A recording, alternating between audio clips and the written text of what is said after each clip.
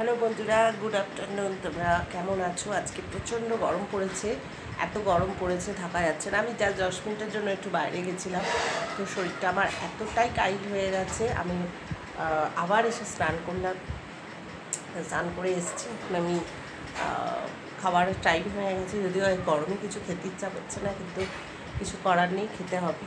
তো এখন আমি মাথা আঁচড়াচ্ছি, অনেকদিন ফেস ওয়াশ মাখা হয়ে গেছে।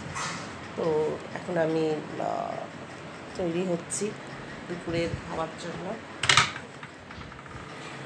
যাই হোক, এবার জাস্ট শুধু খাওয়া বাকি হয়ে গেছে, মাথা আঁচড়ানো। এবার আমি যাবো গিয়ে এখন খাবারে করবো।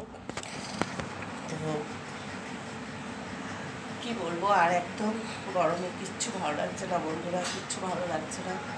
তো ভালো লাগাতে হবে। ঠিক আছে, তোমাদের সঙ্গে আবার আমি পরে দেখা করছি।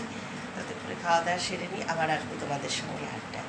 ততক্ষণ তোমরা সবাই খুব ভালো থেকো গরমের থেকে। Tata, bye bye.